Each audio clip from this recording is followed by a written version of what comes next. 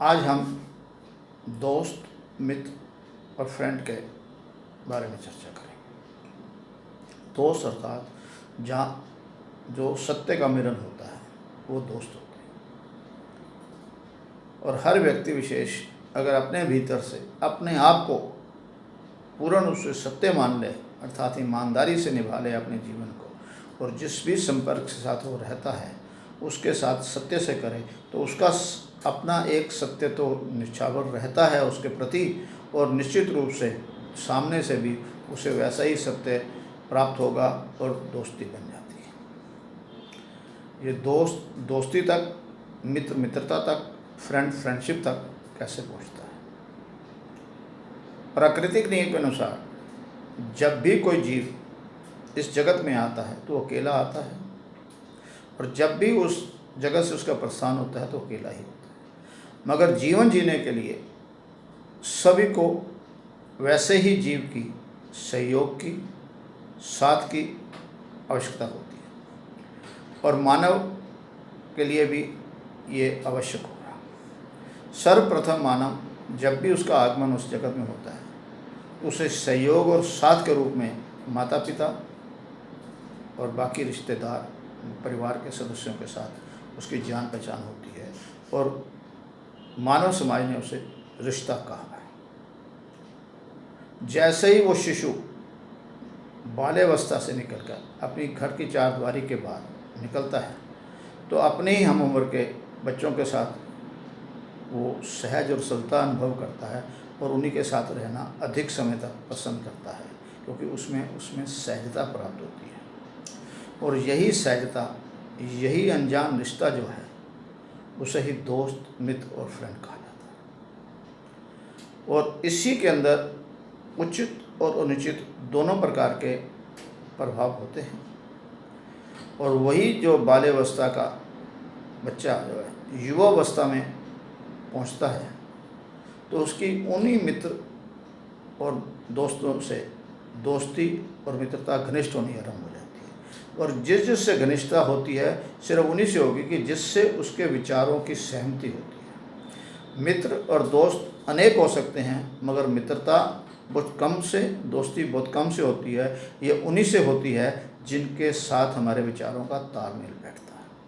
और जब भी हम आपस में बात करते हैं, मैंने क्या कहा, उसने कैसा लिया, और उसने क्या कहा और मैंने कैसा लिया, ये प्रभावहीन होकर हम उस समय में अपने आप को सरल और आनंद महसूस करते हैं, खुशी महसूस करते हैं और उत्सव महसूस करते हैं। इसीलिए हम अपने आप को मित्रों के साथ रहना ज़्यादा अच्छा और सुगम और सहज करते हैं, और उनसे अपने भीतर की बात करते रहते हैं। और जो बाकी संबंध हैं जिसको रिश्ता कहते हैं, वह संकुचित अवस्था होने से हमारे को इतनी आज़ादी नहीं होती। कुछ रिश्ते तो हमारे आगमन के समय प्राप्त हो जाते हैं, माता पिता, बहन भाई और बाकी रिश्ते, जिसको सहज ही हमें स्वीकार करना पड़ता है, चाहे उन्हें किसी प्रकार से हमारा लगाव हो या ना हो। और वो रिश्ते ना बन सकते हैं ना टूट सकते हैं, वो हमें सहज स्वभाव ही मिलते हैं। और एक रिश्ता हमें अपने जीवन संगी के रूप के अंदर, जीवन संगी के रूप के अंदर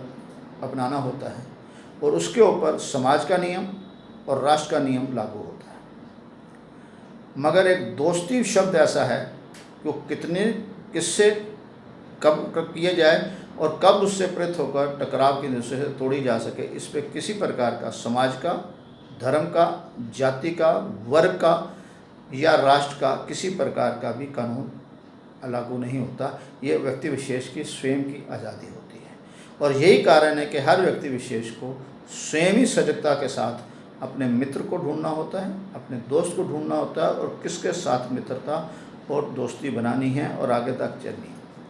ये कुछ ऐसे हम सभी देखेंगे हमारे जीवन में, बचपन बाल्यकाल से लेकर जीवन के अंतिम काल तक हमारी उनकी मित्रता रहती है, और कहीं से कुछ संबंध रहते हैं और चले जाते हैं। और बाकी रिश्ते जितने भी हैं वो मानव का मानव के साथ होगा।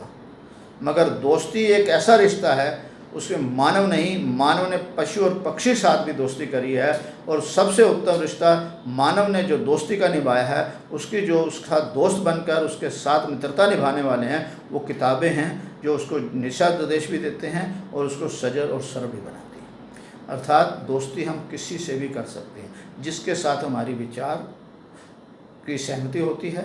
वो किताब हो सकती है, वो पशु पक्षी हो सकता है, अर्थात वो हम जाने अनजाने में जिसका हमारा किसी प्रकार से संपर्क नहीं होता, वो ज्ञान मुक्त होता है। हम अपने आप को एक तरफ से भी दोस्ती बना लेते हैं, किसी पिक्चर के हीरो या हीरोइन को, किसी कहानीकार को, लेखक को, संपादक को भी मित्र बना देते हैं। जब भी उसकी कोई किताब आती है हम उसे खरीद कर पढ़ना चाहते हैं, अपनी तरफ से मित्रता निभाते हैं, क्योंकि उसके विचारों से हमारी सहमति होती है और वो जानता ही नहीं कि मेरा मित्र कौन है। तो ये भी दोस्ती है, एक प्रकार से निस्वार्थ, इसमें भी सत्य है।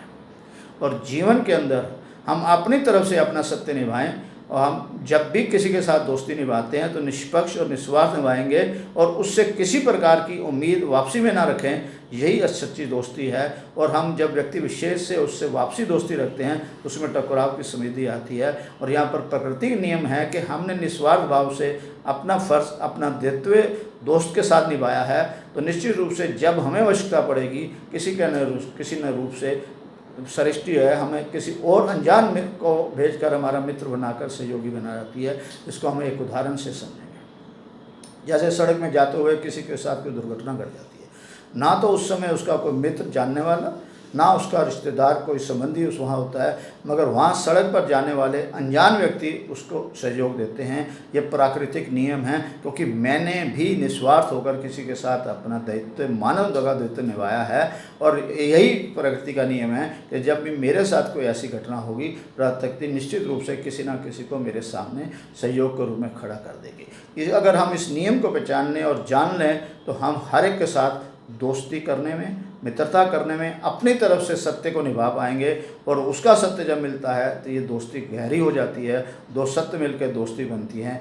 और वर्तमान स्थिति के अंदर आज पूरा विश्व एक प्रकार से अपनी तरफ से अपना दायित्व निभा रहा है, अपना दोस्ती का फ़र्ज़ निभा रहा है। और हम अपनी तरफ से जो किसके पास है वो निस्वार्थ बात से मैं किसके लिए क्या कर रहा हूँ, वो ये सोचने बगैर जिसके पास जो गुण है, जो भी है, वो अगर इस समय जगत के अंदर दे रहा है, वो भी अपनी दोस्ती निभा रहा है। और जिस समूह व्यक्ति विशेष ने इस वातावरण के अंदर दोस्ती निभाई है, उसने अपना जीवन तो अच्छा और सुगम बनाया है और समाज को भी सुगम सरलता करते हुए जीवन भर हम अपने इस वातावरण को आनंद आनंद आनंद